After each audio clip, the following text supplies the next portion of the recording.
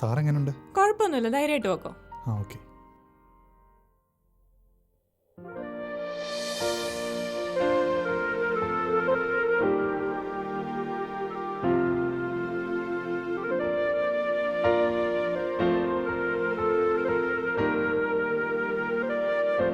Thank you sir.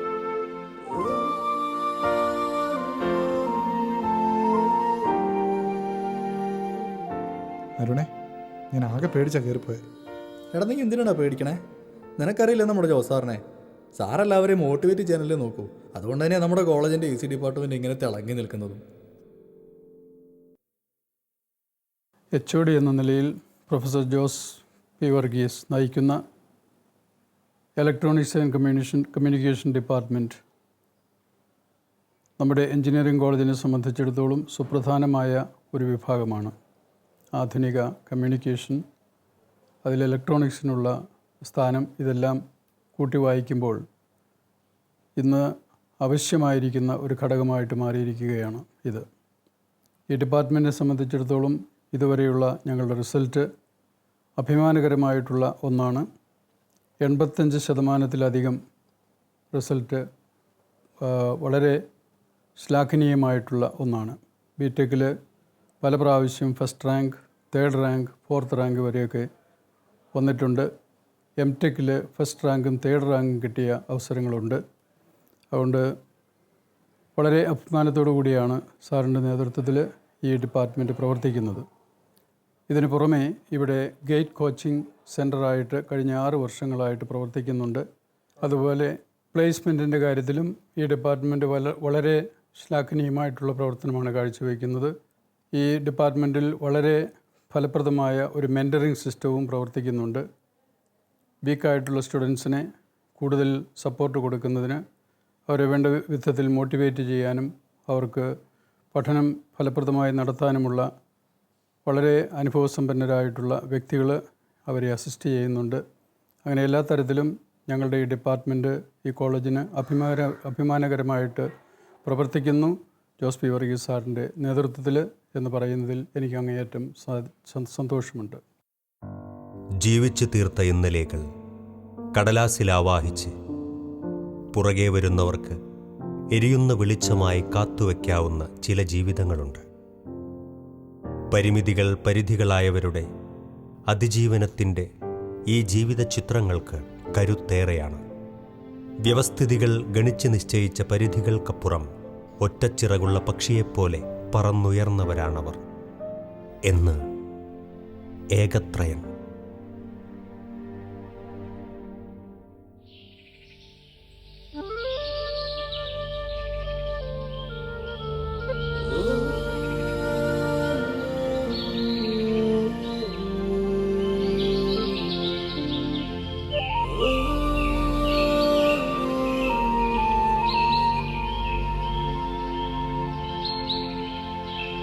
ആയിരത്തി 1953 March 13 ഒരു സാധാരണ കർഷക കുടുംബത്തിലാണ് എൻ്റെ ജനനം. വീട്ടിൽ 6ാമനായി ഞാൻ ജനിക്കുമ്പോൾ ഒരു പ്രത്യേകതകളും ആർക്കും തോന്നിയിരുന്നില്ല. എനിക്ക് അന്ന് 2 ചേട്ടന്മാരും 3 ചേച്ചിമാരും മുൻപേ ജനിച്ചിരുന്നതുകൊണ്ട് ഒരു കാർഷിക വൃത്തി നടത്തുന്ന വീട്ടിൽ 6ാമൻ്റെ ജനനം പ്രത്യേകതകളൊന്നും ഉയർത്തിയിരുന്നില്ല. അങ്ങനെ എല്ലാം സന്തോഷവും സമാധാനമായി പോകുന്ന വേളയിലാണ് 6 മാസത്തിന് ശേഷം എനിക്കൊരു ചെറിയ ജലദോഷപ്പനി വരികയും അതിനോടനുബന്ധിച്ച് എൻ്റെ കാലുകൾ തളർന്നു പോവുകയും ചെയ്തത്. എൻ്റെ കാൽ പോളിയോ മൂലം തളർന്ന വിവരം 2 ആഴ്ച കഴിഞ്ഞ് എൻ്റെ മാതാപിതാക്കൾ മനസ്സിലാക്കിയുള്ളൂ. ഞാൻ നീന്തി നടക്കാതെ ആയപ്പോൾ ആണ് അവർ എൻ്റെ കാലിന് എന്തോ സംഭവിച്ചു എന്ന് മനസ്സിലാക്കിയത്. ഉടനെ തന്നെ സമീപത്തുള്ള വാതചികിത്സയ്ക്ക് പേര് കേട്ട പട്ടിരുമടം ചെറിയത് വൈദ്യനും തുടർന്ന് കുട്ടപ്പൻ വൈദ്യനും മറ്റ് വൈദ്യന്മാരും പലവിധ ചികിത്സകളും എനിക്ക് ചെയ്തെങ്കിലും അതൊന്നും ഫലം ചെയ്തില്ല. അങ്ങനെ ഒരു 6 മാസം കൂടി എന്നെ ചികിത്സിച്ചെങ്കിലും ഒരു ഫലവും കാണാതായതോടുകൂടി അന്നത്തെ അപൂർവമായിട്ടുള്ള ഇംഗ്ലീഷ് മെഡിസിൻ ചെയ്യാൻ ഉദ്ദേശിച്ച് ഡോക്ടർമാരെ കാണുകയും ഇത് പോളിയോ ആണ്, പോളിയോയ്ക്ക് ഫലപ്രദമായ മരുന്നുകളില്ല എന്ന് മനസ്സിലാക്കുകയും ചെയ്തത്. അതിനുശേഷം അമ്മ എന്നെയും കൊണ്ട് പല പള്ളികളിലും തീർത്ഥാടനം നടത്തിയെങ്കിലും ഭജനമിരുന്നുവെങ്കിലും 5 വയസ്സ് വരേക്കും ഞാൻ നടന്നില്ല. എൻ്റെ ഇടതുകാൽ പൂർണ്ണമായും വലതുകാൽ ഭാഗികമായും തളർന്നിരുന്നതിനാൽ വീട്ടിനകത്തും മുറ്റത്തും 4 കാലിൽ നീന്തി നടക്കുവാനേ എനിക്ക് സാധിക്കുമായിരുന്നുള്ളൂ. എൻ്റെ 5 വയസ്സ് പൂർത്തിയായ അവസരത്തിലാണ് അമ്മ അറിയുന്നത് എറണാകുളത്ത് ലത്തീൻ കത്തീഡ്രലിൽ നിത്യസഹമാതാവിൻ്റെ നൊവേന ആരംഭിച്ചിട്ടുണ്ടെന്നും 9 ശനിയാഴ്ചകളിൽ മുടങ്ങാതെ ഈ നൊവേനയിൽ സംബന്ധിച്ചാൽ അസാധ്യ കാര്യങ്ങൾ സാധിക്കുമെന്നുള്ള വിവരം. അന്ന് കരിയാട്ടിൽ നിന്നും എറണാകുളത്തേക്ക് യാത്രാ സൗകര്യങ്ങൾ വളരെ തുച്ഛമായിരുന്നതിനാൽ അങ്കമാലിയിലുള്ള റെയിൽവേ സ്റ്റേഷൻ 3 കിലോമീറ്ററോളം അമ്മ എന്നെയും വഹിച്ച് നടന്നു പോയി ട്രെയിനിൽ എറണാകുളം നോർത്തിലിറങ്ങി വീണ്ടും ഒരു 2 കിലോമീറ്റർ നടന്നാണ് ഈ നൊവേനയ്ക്ക് പോയിക്കൊണ്ടിരുന്നത്. അങ്ങനെ ശനിയാഴ്ചകളിൽ നൊവേന കൂടി രാവിലെ ഉള്ള യാത്ര വൈകുന്നേരം വീട്ടിൽ അവസാനിക്കും. മറ്റ് ദിവസങ്ങളിൽ അമ്മ വീട്ടിൽ തന്നെ ഈ നൊവേന ചൊല്ലാൻ ശ്രമിച്ചിരുന്നു. അങ്ങനെ 4-ാമത്തെ ശനിയാഴ്ച ഞങ്ങൾ നൊവേന കൂടി വീട്ടിലെത്തിയ ദിവസം അമ്മ ഓരോ പണികളിൽ വ്യാപൃതയായ സമയത്ത് ഞാൻ ഒറ്റയ്ക്ക് മുറ്റത്ത് കളിക്കുവാൻ വേണ്ടി നീന്തിപ്പോയി. അന്ന് കൊയ്ത്തും മെതിയെല്ലാം കഴിഞ്ഞ് വൈക്കോൽ തല്ലുന്ന സമയമായിരുന്നു.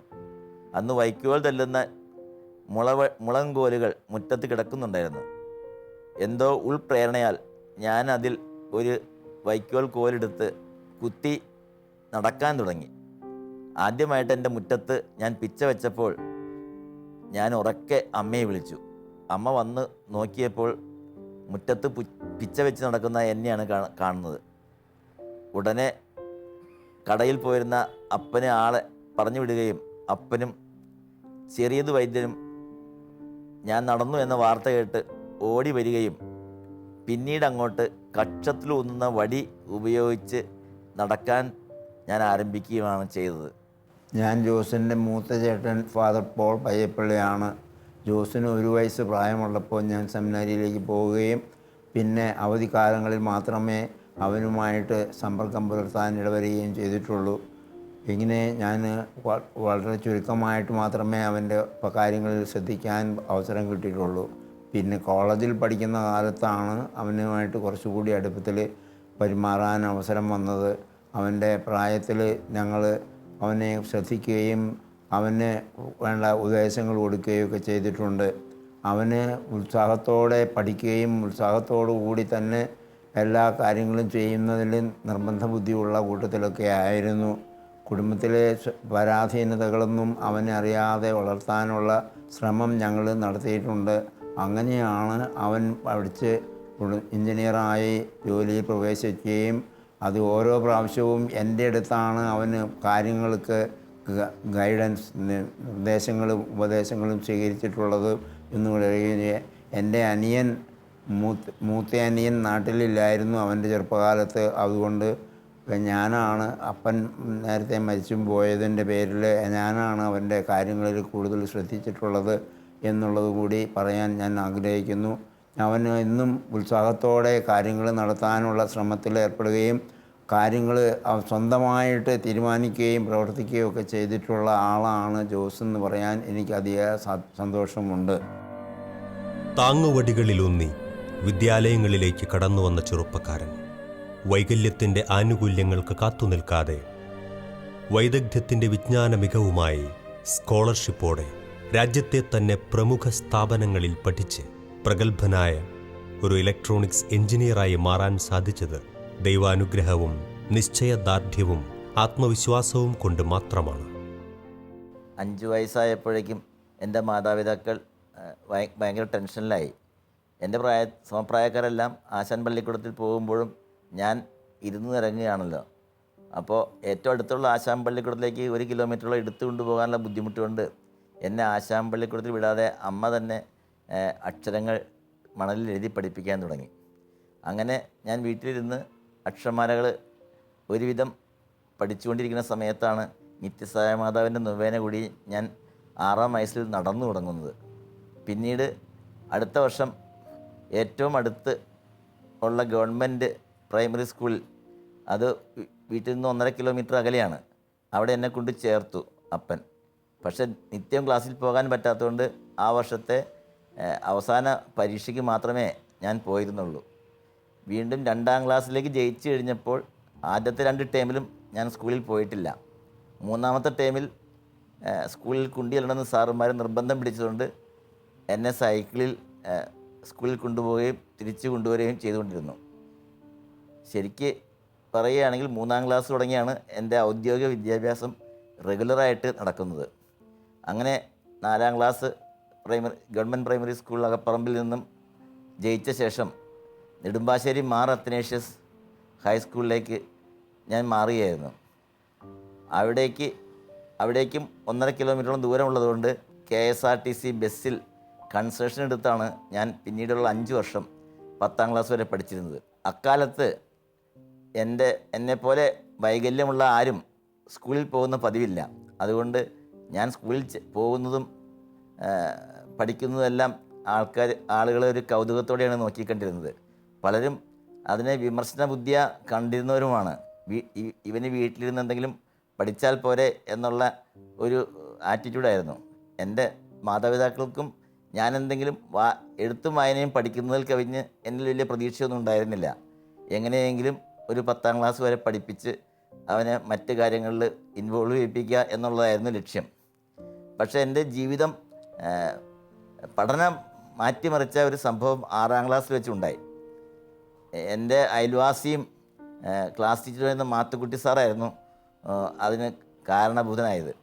സാററിയാതെ സംഭവിച്ചൊരു കാര്യമാണ്.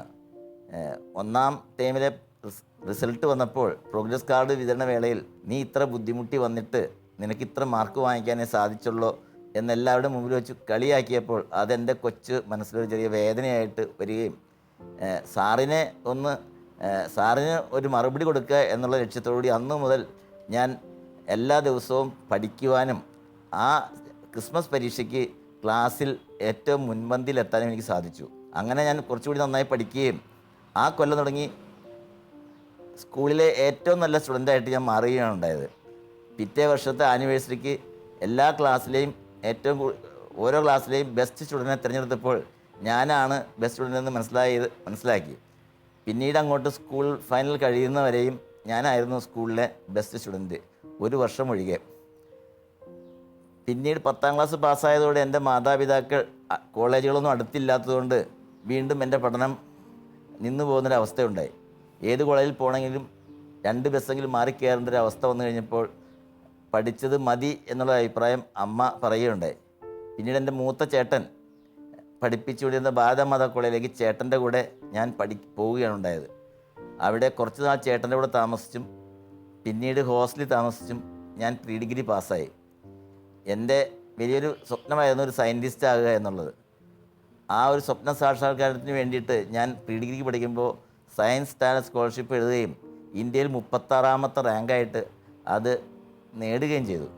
അങ്ങനെ BSc ഫിസിക്സ് എടുത്ത് ക്രൈസ്റ്റ് കോളേജിൽ പോവുകയും ക്രൈസ്റ്റിൽ പഠിച്ചുകൊണ്ടിരിക്കുമ്പോൾ ഞാൻ ഈ ഓൾ ഇന്ത്യ ലെവലിലെ സമ്മർ സ്കൂളിലൊക്കെ പോയി വന്ന സമയത്ത് എനിക്ക് മനസ്സിലായി സയൻസ് ടാലൻറ്റ് ഉപയുക്തമാക്കി PhD വരെ പോയാലും അവസാനം ഒരു അധ്യാപകനാകേണ്ടി വരും.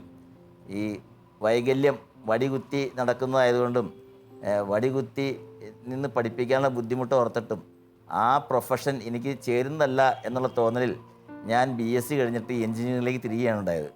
അങ്ങനെയാണ് MIT മദ്രാസിൽ പോയി ഇലക്ട്രോണിക്സ് എഞ്ചിനീയറിംഗ് പഠിക്കുവാനും BTech കഴിഞ്ഞപ്പോൾ അവിടെ തന്നെ ME ചെയ്യാനും ഇടയായത്. ഞാൻ എൻജിനീയറിങ്ങിന് പോകാൻ തീരുമാനിക്കുമ്പോൾ പലർക്കും സംശയം ഉണ്ടായിരുന്നു, ഇത്തരത്തിൽ വികലാംഗന ഒരാൾക്ക് എൻജിനീയറിംഗ് പ്രൊഫഷൻ യോജിക്കുന്നതാണോ, എന്നെക്കൊണ്ടത് ചെയ്യാൻ പറ്റുമോ എന്ന്. പക്ഷേ എനിക്ക് ബോധ്യമുണ്ടായിരുന്നു എനിക്കത് സാധിക്കുമെന്നുള്ളത്. അങ്ങനെ ഞാൻ MITയിൽ ഇൻ്റർവ്യൂവിന് ചെല്ലുമ്പോൾ അവിടുത്തെ ഫിസിക്കൽ ഫിറ്റ്നസ് പരീക്ഷ കൂടി പാസ്സാകണമായിരുന്നു.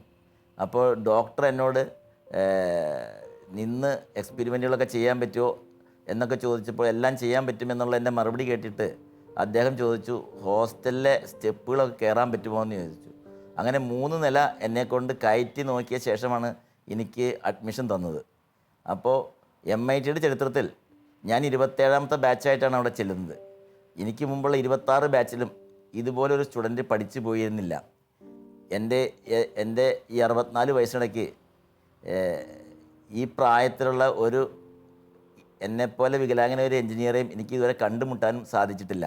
നെടുമ്പാശ്ശേരി ഹൈസ്കൂളിൽ എൻ്റെ ക്ലാസ്സിലാണ് ജോസ് ആദ്യമായിട്ട് ചേർന്നത്.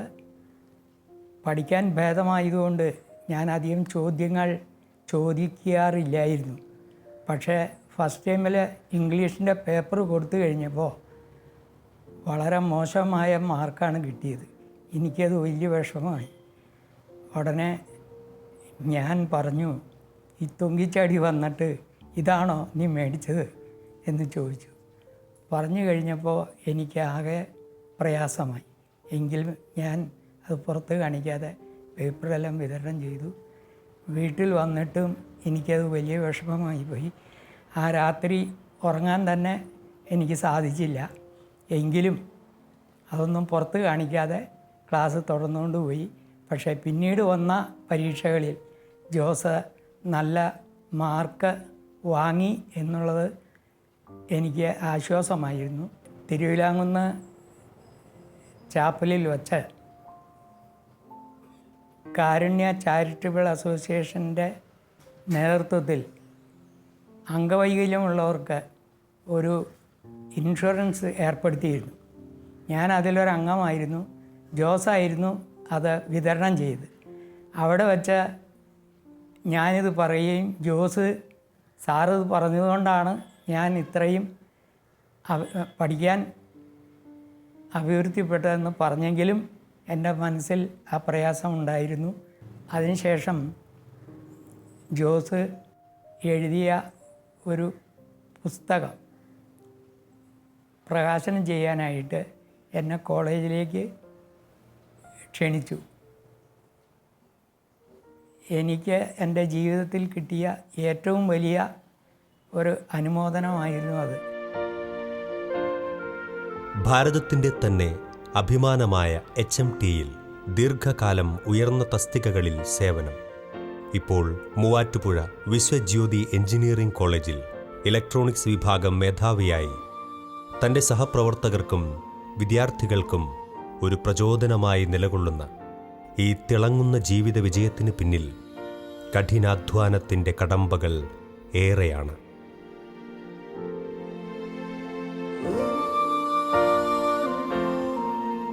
ആയിരത്തി 1980 എൻ്റെ ME പഠനം കഴിഞ്ഞ സമയത്ത് ഇനി എന്ത് ചെയ്യണം എന്ന് ആലോചിച്ചപ്പോൾ ഞാൻ എൻ്റെ വീടിനടുത്തുള്ള HMT കമ്പനിയുടെ ഒരു അഡ്വർടൈസ്മെൻറ്റ് പേപ്പറിൽ കാണുകയുണ്ടായി.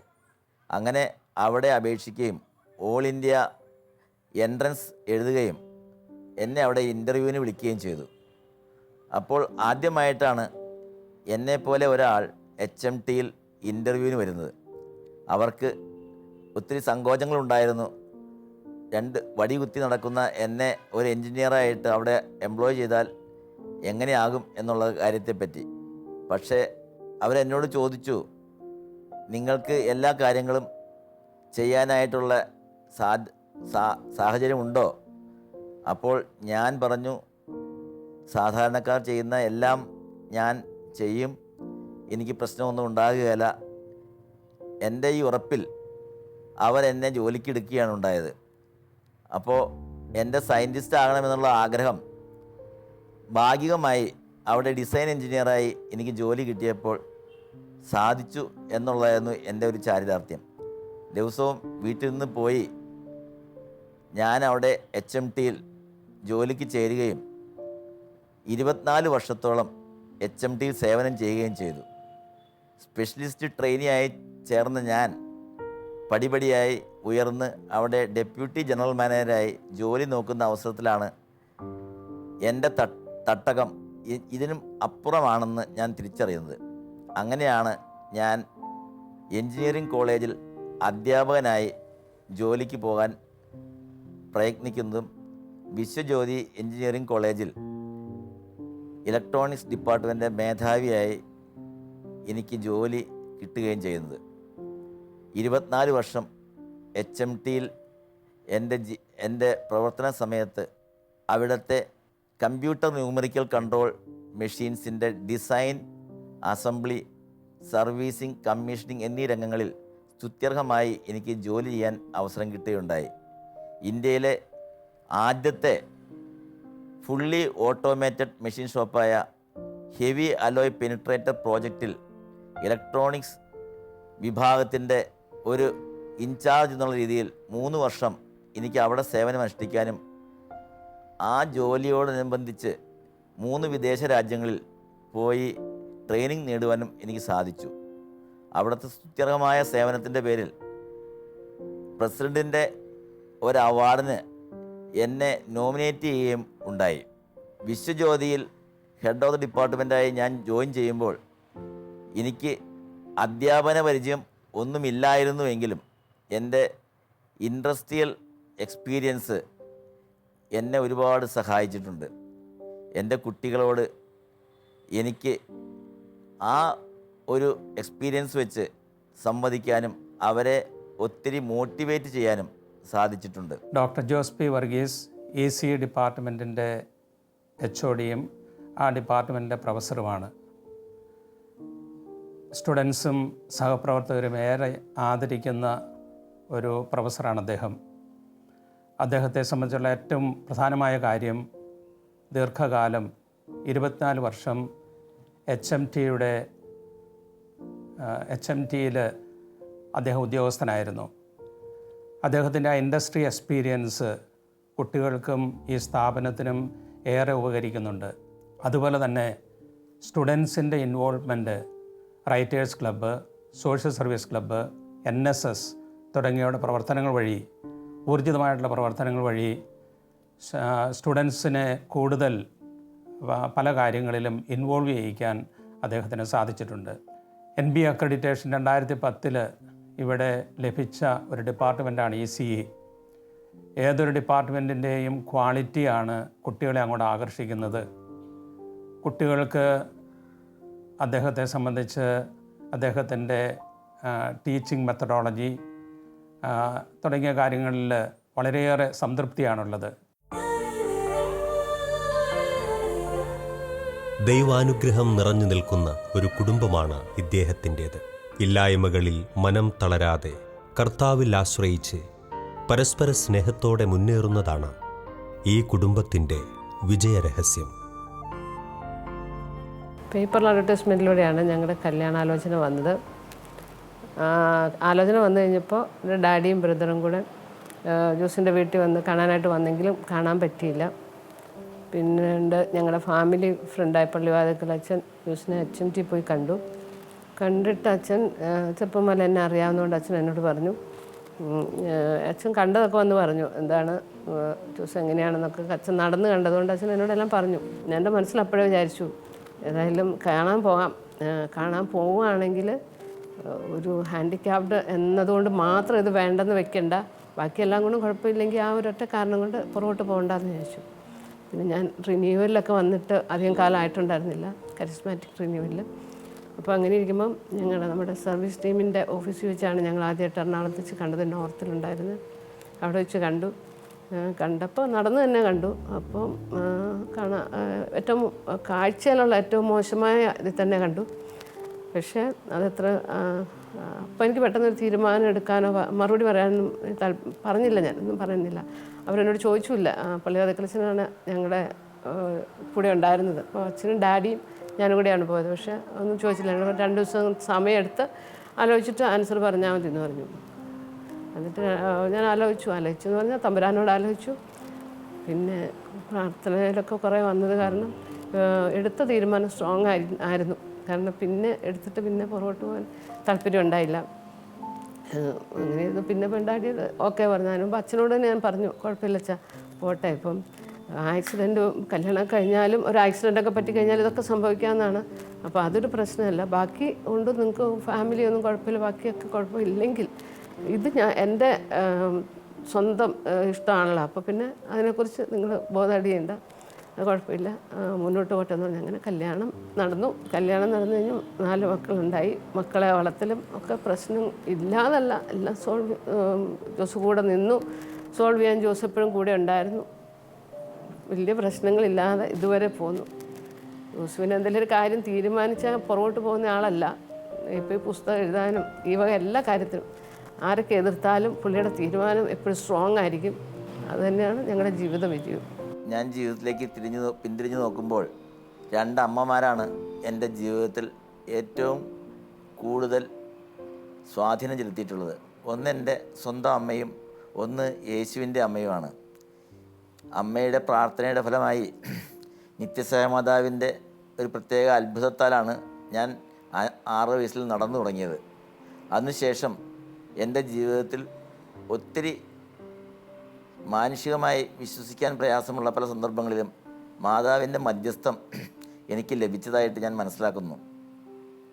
ഒരിക്കൽ ഞാൻ 8ാം ക്ലാസ്സിൽ പഠിക്കുന്ന സമയത്ത് എൻ്റെ വടി തെന്നി ഞാൻ അബദ്ധത്തിൽ കിണറിൽ വീഴുകയും ആരും സഹായത്തിനില്ലാത്ത ആ അവസരത്തിൽ വെറും പുല്ലിൽ പിടിച്ച് ഞാൻ കരയ്ക്ക് കയറാനിടയായതും പിന്നീട് ഒരു 14 വർഷം മുമ്പ് എൻ്റെ വീടിൻ്റെ മുൻപിൽ വെച്ച് ഒരു ടാറ്റ സുമോ വണ്ടി എന്നെ ഡയറക്റ്റായിട്ട് വന്ന് ഇടിച്ച് ഞാൻ 5-6 അടി ദൂരേക്ക് തെറിച്ച് വീണപ്പോൾ ഒരു പോറൽ പോലും ഏൽക്കാതെ ഒരു ക്ഷതമോ ഒന്നും സംഭവിക്കാതെ ഞാൻ രക്ഷപ്പെട്ടതും എല്ലാം മാതാവിൻ്റെ പ്രത്യേക അനുഗ്രഹത്താലാണെന്ന് ഞാൻ തിരിച്ചറിയുകയാണ്.